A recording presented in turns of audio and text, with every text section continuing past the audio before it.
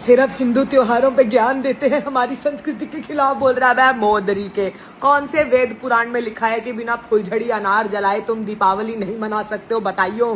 भारत में 3.5 करोड़ लोगों को अस्थमा है। पूरी दुनिया की लगभग 50% मौतें, अस्थमा रिलेटेड मौतें भारत की होती है। लेकिन हम आग लगाएंगे, लगाओ फिर दूसरों को काय भड़का रहे हो। जिस देश में बच्चे भूखमरी से मर जाते हैं, उस देश ने पिछले साल 8,000 करोड़ के पटाखे जला दिए थे। इतने में 12 चंद्रयान राउंड ट्रिप लगा सकते हैं। ये सभी तुमको हिंदू त्योहार करके भड़काएंगे। तुम्हें कैपिटलिज्म का नाम याद रखना है मित्रों। हमारी संस्कृति, हमारे कल्चर में दीप है, रंगोली है, मिठाइयां हैं, बथेरी चीजें हैं दीपावली मनाने के लिए। और एक बहुत इंपॉर्टेंट चीज है जो तुम नफरती चिंटू भूल चुके हो, जिसको कहते हैं भाईचारा और प्रेम। लेकिन नहीं, तुम्हें तो पटाखों में आग लगानी है, फूको अपने पैसे। सोन पापड़ी जैसे बयान देते हैं ये बचपिल्ले, और इनको काजू कतली वाली इज्जत चाहिए। पर्यावरण और जानवरों के लिए कितने बुरे हैं पटाखे, छोड़ जाने दो, सेकेंडरी है। इंसानों का सांस लेना मुश्किल हो जाएगा। ये सभी मोदरी के और भचपिल्ले अभी ध्रुव भाई को जब लास्ट दिवाली पर उन्होंने पोस्ट डाली थी कि पटाखे नहीं फोड़ने चाहिए, तो मजा चखा रहे थे कि हम तो पटाखे फोड़ेंगे, इसको दिखाएंगे पटाखे फोड़े। तो मैं कह रही थी कि अभी उन्होंने वीडियो डाली है कि गोबर नहीं खाना चाहिए, तो देख लो क्या करना है। भारत मोदी सरकार क्या करे? एग्जैक्टली मेरा भी यही सवाल है कि अगर तुझ जैसे को भी ये सवाल पूछना पड़ रहा है तो मोदी सरकार क्या कर रही है? एक तरफ मोदी सरकार कहती है हमने ये कर दिया, वो कर दिया, बड़े बड़े एयरपोर्ट बना दिए, पर क्या हुआ? ये लाउड स्पीकर की फ्रीक्वेंसी की सेटिंग किसने गलत जगह चेंज कर ली? इसकी पेडिग्री आनी बंद हो गई क्या सरकारी? पूछता है भारत। आज भारत के हर एक एयरपोर्ट में हाहाकार है। सिचुएशन इतनी खराब है कि बस अड्डे और रेलवे स्टेशन से ज्यादा खराब सिचुएशन आज एयरपोर्ट पे है।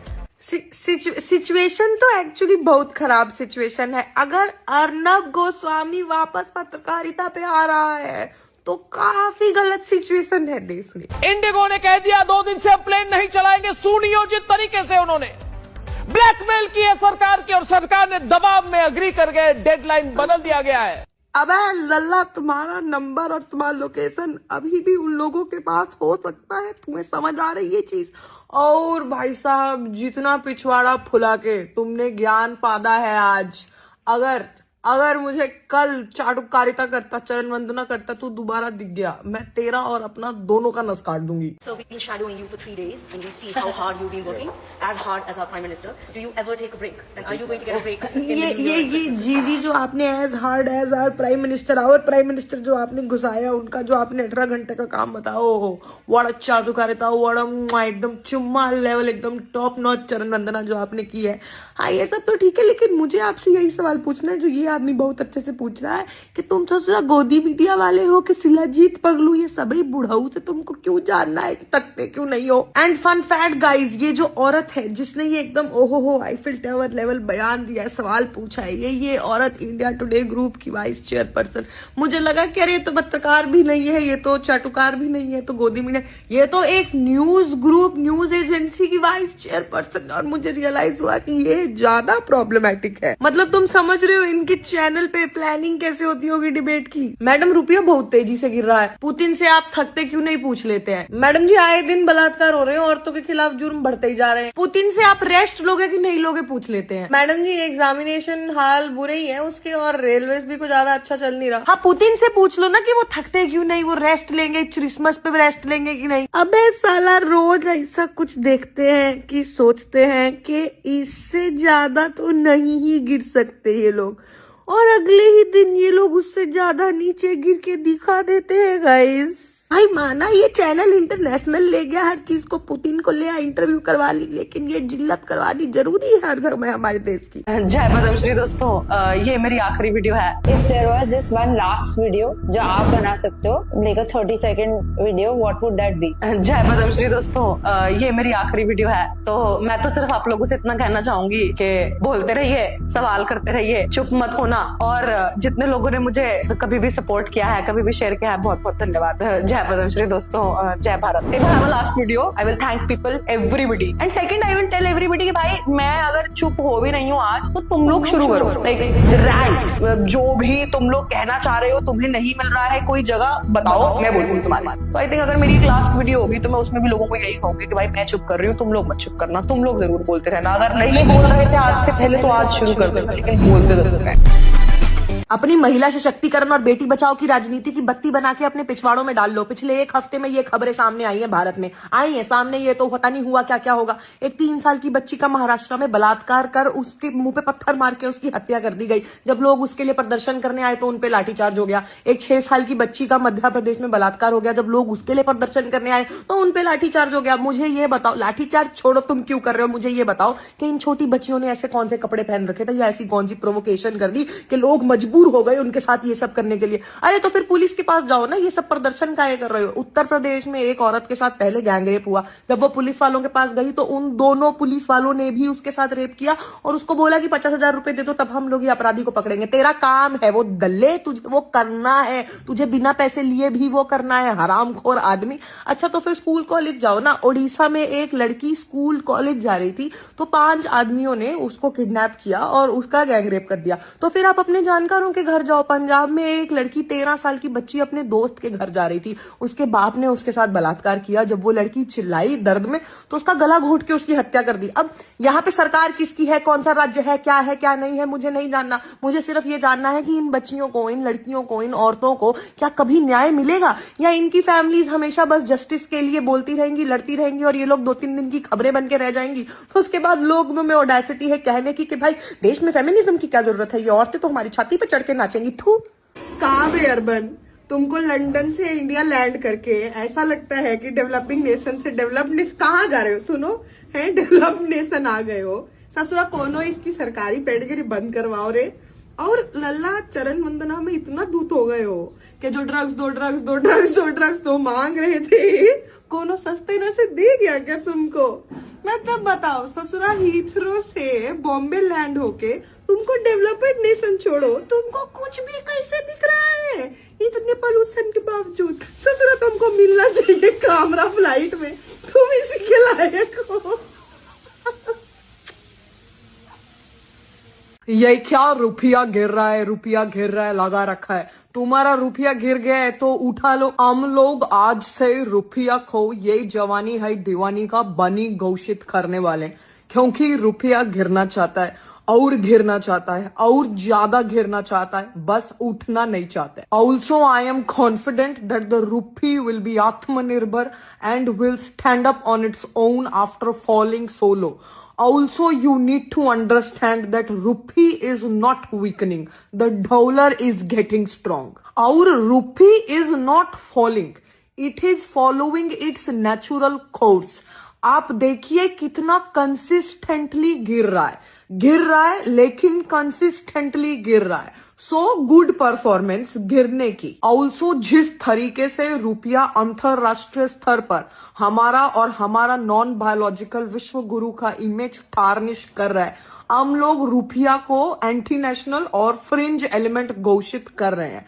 इन the end I just want to say that the rupee is not falling but the gravity, the गुरुत्वाकर्षण of धरती माँ is pulling it down. मेरे रिलीजन का नाम लेके ए सरकारी प्रोपोगंडा फैला रहे हैं, बी नफरत फैला रहे हैं. आई एम प्रिटी श्योर कि हम मेरे रिलीजन में कहीं पे भी किसी भी जगह में किसी भी श्लोक में किसी भी वचन ये नहीं लिखा है कि भाई तुम एक प्राउड हिंदू तभी हो जब तुम दूसरे रिलीजन्स को गाली दोगे. मुझे किसी भी सनातनी हिंदू से प्रॉब्लम नहीं है जब तक तुम एक्चुअली सनातनी हिंदू हो. तुम बनाओ, तुम राम राज्य बनाओ, तुम वो राम राज्य बनाओ ना जो श्री राम जी एक्चुअली चाहते थे.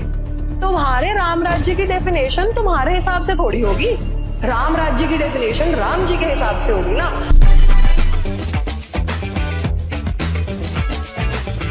ईवीएम मैल फंक्शंस और वोट चोरी से लेके कुछ जीतने और हारने वाले कैंडिडेट्स तक, ये रहा बिहार इलेक्शंस 1 मिनट के अंदर। सबसे घटिया ट्वीट से शुरुआत करते हुए ये तो देखो इंसानियत ही खत्म हो गई है, लेकिन कई जगहों पर शर्म और मैथ्स ने भी आत्महत्या कर ली थी। इन 5 कॉन्स्टिट्यूएंसीज में स्पेशल इंटेंसिव रिगिंग SIR के तहत 10,000 के करीबन वोट्स कटे, लेकिन यहाँ पे फन फैक्ट, पिछली बार कौन जीता था? RJD। अब यहाँ पे 2 से 3,000 वोट्स के मार्जिन से कौन जीता है? ज्ञानेश कुमार, मेरा मतलब भाजपा। ऐसे आइटम जीते हैं जिनके घटिया और अश्लील फोटोज और वीडियोस लीक हो चुकी हैं। तो अब एनडीए की सरकार महिला सशक्तिकरण की तो बात ना ही करे, किस मुंह से करेगी पता नहीं, लेकिन शोभा नहीं देता। और ऐसे लोग हारे हैं जो सबसे ज्यादा पढ़े लिखे थे, शायद जिसकी बिहार को एक्चुअली जरूरत थी। प्रशांत किशोर का जितना मर्जी मजाक उड़ा लो कि कंसल्टेंट्स को जब एक्चुअली कुछ करने को बोलो तो कुछ नहीं होता। बेचारे के पास कम से कम विजन तो था, उसने कोशिश तो करी थी, लेकिन जनता it is what it is. कई जगह पे ईवीएम्स मैल फंक्शन करी है। मतलब एनडीए की सरकार को कम से कम अपनी फ्रीबीज पे इतना तो कॉन्फिडेंस होना चाहिए ही था कि उनको ये सब टूचिया हरकतें करने की जरूरत ना पड़ती। जिस भी लीडर ने शिक्षा की बात करी, रोजगार की बात करी, माइग्रेशन रोकने की बात करी या कोई भी तमीज का मुद्दा उठाया, वो सभी के सभी हारे। जीती कौन? वो लड़की जिसने अपना पूरा चुनाव प्रचार सिर्फ अलीनगर का नाम बदलने पे किया है और जिसको लगता है कि ब्लूप्रिंट बहुत निजी चीज होती है। तो I don't think Bihar people are very complex. लोग कहते हैं Bihar is not for beginners, Bihar is not for advance people, normal people, nothing.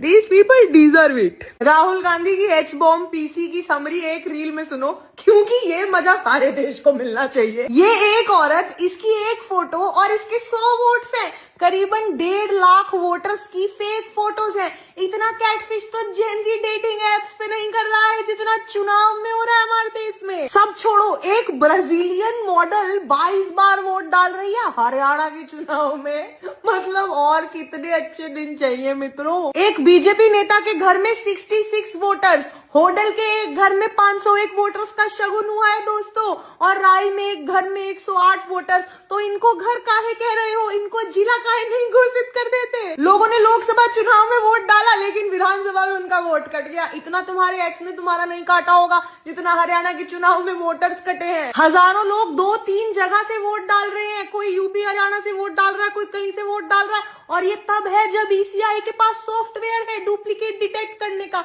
तो अब तुम लोगों का सॉफ्टवेयर खराब है, तुम लोगों की मैथ खराब है, या टेक्निक ही गलत है तुम्हारी, ये तुम खुद देखो। यार सोचने वाली बात ये है कि जितने एग्जिट पोल्स थे हर जगह कांग्रेस जीत रही थी लेकिन अल्टीमेटली हार गई। मेरा सवाल ये है कि अगर 25 लाख वोटर्स की धांधलेबाजी करने के बावजूद तुम लोग सिर्फ 22,000 वोट से जीते हो तो तुमको चीटिंग करनी भी नहीं आती तुमको ढंग से। शर्म कर लो भाई। ये वोट चोरी ने कितना परेशान कर रखा है, कुत्तों ने कितना परेशान कर रखा है। कुत्ते देख, कुत्ते लोगों के वोट काट रहे हैं यार। ये काट तो कुत्ते रहे, कुत्ते काट रहे, कुत्ते देख, कुत्ते। एक घर में 100 लोग, 1000 लोग, 600 लोग रह रहे। कुत्ते सड़क पे कितने रह रहे दिख रहे तुम्हें? कुत्ते देखो कितने, कुत्ते देखो कुत्ते। भाई लोकतंत्र खतरे में तो हमें कुत्तों से खतरा है, हम लोग खतरे में कुत्तों से। ब्राजील की मॉडल आके वोट डाल रही। इंडी डॉग, स्ट्रे डॉग्स ने कहर मचा रखा है। कुत्ते देखो, कुत्ते। ये बेचारे कुत्ते भी सोचते होंगे कि पता नहीं ऐसी सिचुएशंस में मैं ऑटोमेटिकली आगे कैसे आ जाता हूँ।